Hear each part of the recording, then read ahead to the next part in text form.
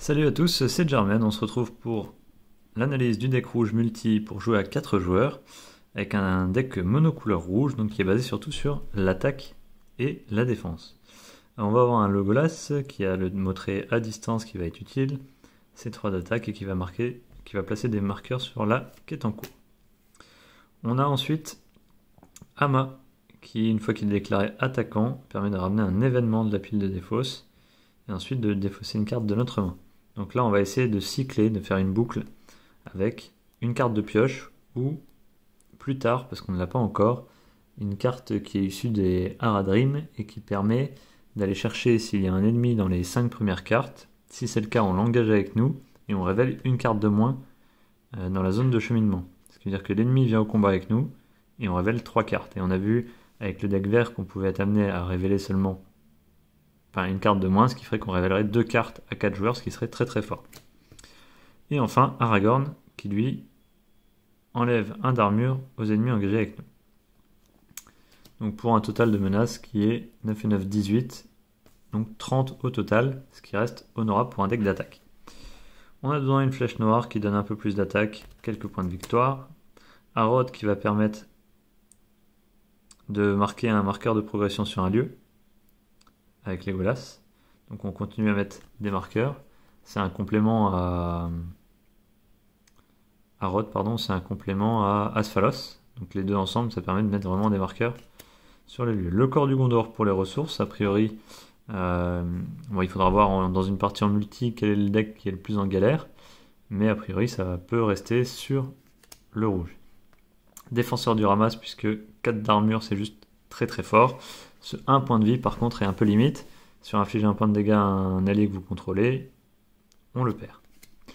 Le chasseur du Nédin, il coûte 0, c'est ça qui nous intéresse, et il nous permet d'aller chercher une carte ennemie et de l'engager au combat. Donc c'est pas mal, on est le deck qui prend les défenses. L'archer des Galadons qui a à distance, qui met 1 de dégâts à un ennemi qui n'est pas engagé au combat avec nous, qui permet d'attaquer jusqu'à 2 de dégâts à distance. Le chevalier Dominatrice pour 3, comme on a chacun une ressource rouge imprimée, on va pouvoir aller choisir un ennemi dans la zone de cheminement, l'engager et déclencher l'attaque contre cet ennemi quand il entre en jeu. Donc ça c'est vraiment une bonne chose aussi. On peut tuer des ennemis qui ont moins de 3 qui ont 1 de défense et 3 points de vie, puisqu'on enlève 1 point d'armure grâce à Aragorn. Rumil, on en a mis un seul. Oui, je crois. Je vérifierai, il y en a peut-être 3, je sais pas, on verra au fur et à mesure des parties. Mais voilà, quand vous le jouez, vous regardez infliger X points de dégâts à cet ennemi qui est engagé au combat avec un joueur et que c'est dans le nombre de personnages à distance. Donc il y a déjà Legolas, on a vu tout à l'heure l'archer des Galadons. Et c'est à peu près tout. Donc ça fait 2-3 points de dégâts, ça peut être pas mal. Et 2 d'engagement, 2 d'attaque, 1 de défense. Pourquoi pas. La démonstration de force.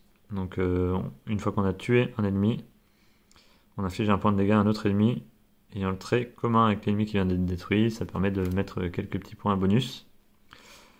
La lame de Faucon, double utilité, moins 2 de défense qui combatte avec Aragorn, qui du coup fait moins 3 de défense sur les ennemis, donc on supprime quasiment la défense de tous les ennemis, et qui permet d'être une arme qui va nous permettre d'incliner pour la suite pour piocher les cartes et réaliser la combo. L'arc de Foncombe qui permet à un personnage Noldor ou Sylvain, donc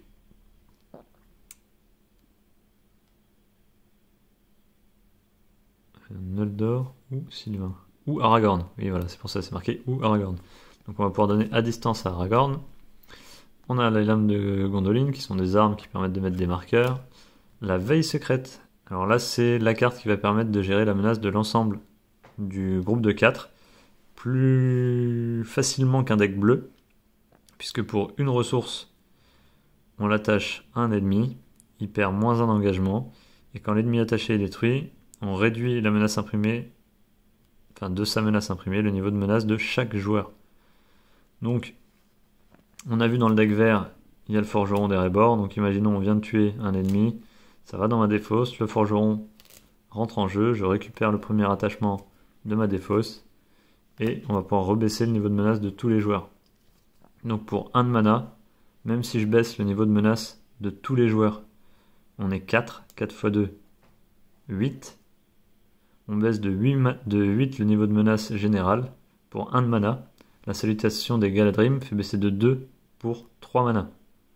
Donc là, il y a vraiment une grosse plus-value qu'on peut faire derrière. Le destrier du rohan permet de redresser le héros. Donc on va pouvoir faire de multiples attaques, soit avec Legolas, soit avec Amma, soit avec Aragorn. La feinte qui est toujours utile en cas d'imprévu. La haie de lance. Donc là, on peut choisir un joueur. Les ennemis engagés ne peuvent pas attaquer durant cette phase. Donc on n'a pas de phase de défense à faire, on fait que de l'attaque. Qu'on va pouvoir éventuellement récupérer avec Amma. Et surtout, le marteau à ennemi. Donc marteau à ennemi, quand un héros que vous contrôlez attaque et détruit un ennemi, inclinez la carte attachée à ce héros pour piocher 3 cartes. Donc là, on va meuler notre deck, on va vraiment aller chercher beaucoup de cartes pour trouver nos alliés. Donc pour mettre des feintes, pour nous équiper en armes, pour vite aller chercher la veille secrète. Et une fois qu'on a ça, le marteau ennemi, veille secrète et les armes, ici pour baisser la défense. Une fois qu'on est équipé, on peut faire rentrer un petit peu des alliés à tout va. Et on n'a pas forcément besoin d'avoir un renfort de la part des autres decks. Donc voilà pour ce deck qui sera affiné, je pense que c'est le moins affiné de tous les decks. Il reste le dernier deck qui est un deck nain engagement, mais pas que, allié aussi, à vous présenter. Et ensuite on va démarrer les parties en multi. Ce sera sans doute, je pense, sur Octogone, pour une question de gestion de la caméra pour filmer. On a déjà vu que sur le solo j'ai du mal à tout faire tenir dans l'écran. Donc en multi je me vois mal filmer les 4 mains, les 4 decks et la table, alors je sais pas trop comment faire. Je vais y réfléchir. Donc on se retrouve très bientôt pour le dernier deck, et ensuite on va attaquer les quêtes en démarrant dans l'ordre, c'est-à-dire mouche et araignée en premier. A très vite.